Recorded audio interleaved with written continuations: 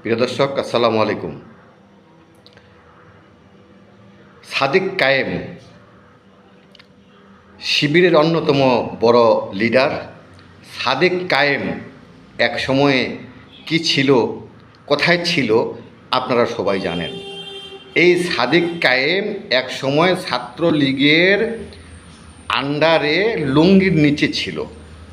এই সাদিক কায়েম এক সময় ছাত্রলীগের বড় বড় লিডারদের কথায় উঠবস করত। এই সাদিক কায়েম একটা মুনাফেকের বাচ্চা ছিল, মুনাফেক ছিল,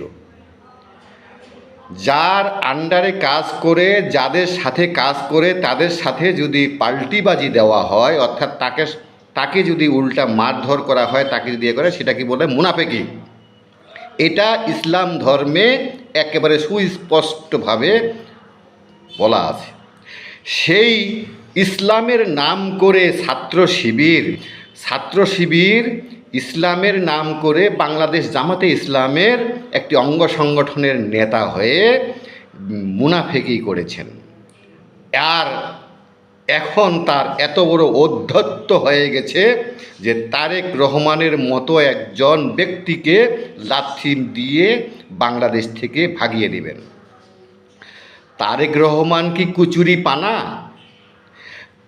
তারেক রহমান কি কলা যে ছিলে ছিলে খাও? তারেক রহমান অনেক বড় জিনিস ভাইজান। সাদেক কায়েম আপনি এখনও বুঝতে পারেননি। তারেক রহমানকে এই বাংলাদেশের তোমার মতো এমন ছাত্র সংগঠনের লক্ষ লক্ষ ছাত্র ভালোবাসে, জীবন দিবে।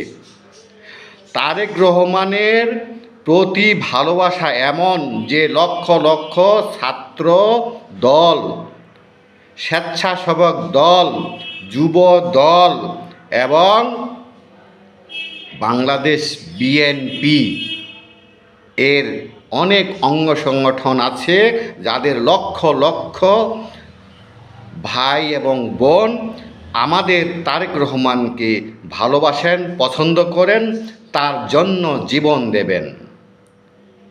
আর আপনি ভাইজান নতুন করে এসে এমন ফকর ফকর করছেন, এমন নতুন করে এসে যেভাবে তারেক রহমানের মতো ব্যক্তিকে আপনি লাথি দিতে চাচ্ছেন, আপনি টিকবেন কিনা এই দেশে সেটা কি ভেবেছেন?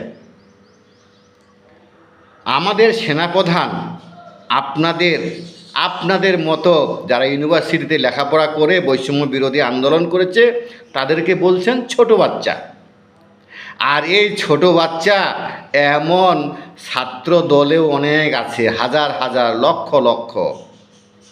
আপনাকে যদি এমন ছাত্র দলের ছেলেপেলেরা, ছাত্র দলের এই ছাত্ররা যদি টার্গেট করে ফেলে, আপনি বাংলাদেশে থাকতে পারবেন না, বাংলাদেশের কোনো গুহায় লুকাইতে পারবেন না। আপনি বাংলাদেশে যেখানেই থাকেন সেখান থেকে আপনাকে ধরে বের করে তারপর আপনাকে উচিত শিক্ষা দেবে। আপনি সাদেক কায়েম যে মব শিখিয়েছেন সেই মবের পাল্লায় পড়বেন, মনে রাখবেন। আপনি সাদেক কায়েম আপনার মুখের ভাষা ঠিক করুন। আপনি সাদেক কায়েম এখনও আপনার আচার ব্যবহার ঠিক করুন।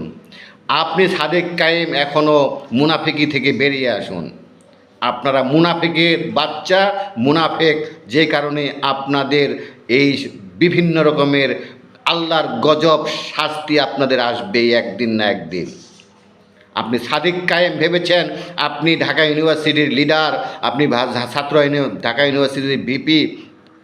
এমন ভিপি, এমন ছাত্র, এমন স্টুডেন্ট লিডার অনেক এসেছে বাবা, অনেক জীবনে এসেছে, অনেক ধুলির সাথে মিশে গিয়েছে। ফকর ফকর কম করে নিজে যে দায়িত্ব পালন করতে চেয়েছেন সেই দায়িত্বটা যদি ভালোভাবে করতে পারেন তাহলে বাংলার মানুষ আপনাকে পছন্দ করবে। আর না হলে আপনি ওই পর্যন্তই স্টপ, ওই যেখানে ছিলেন সেখানেই পজ স্টপ। মনে রাখবেন, বাংলাদেশের মানুষ, বাংলাদেশের ছাত্রছাত্রী যেমন উপরে উঠাতে পারে তেমন নিচেও নামাতে পারে। আপনি যে কথাটি বলেছেন আমাদের শ্রদ্ধেয় তারেক রহমানকে লাথি দিয়ে দেশ থেকে ভাগিয়ে দিবেন, আপনি বড় ভাই, আপনি বিশাল বড় ভাই, আপনি এখন টার্গেট হয়ে গেলেন ছাত্রদল, যুবদল, স্বেচ্ছাসেবক দল এবং সর্বোপরি বিএনপির। মনে রাখবেন, টার্গেট যখন হয়ে গেছেন, এই টার্গেট কিন্তু মিস যাবে না, আপনি কিন্তু আর থাকতে পারবেন না। যদি বিএনপি ক্ষমতায় আসে, মনে রাখবেন আপনি আর এই দেশে থাকতে পারবেন না। আপনি কোথায় যাবেন এখনই চিন্তা ভাবনা করে রাখুন। আপনার কপালে শনি আছে যে এই একটা কথার কারণে। আপনাকে বুঝতে হবে, তারেক রহমান 17 বছর দেশের বাইরে ছিলেন, সেখান থেকেও একটি পার্টি পরিচালনা করেছেন। আপনি মনে রাখবেন, তারেক রহমান 17 বছর পর যখন দেশে এসেছেন, তখন তার প্রতি মানুষের ভালোবাসা দেখেছেন কি আপনি তার প্রতি ভালোবাসা দেখেননি। আপনি এমন জনস্রোতে ভেসে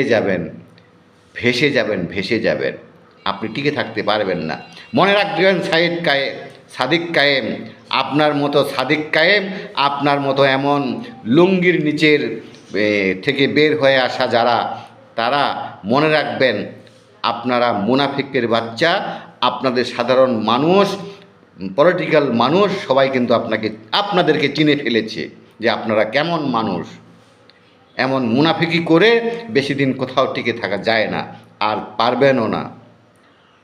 এটা আপনি অবশ্যই খেয়াল রাখবেন, মনে রাখবেন। প্রিয় দর্শক, আজকে এ পর্যন্ত। আসসালামু আলাইকুম।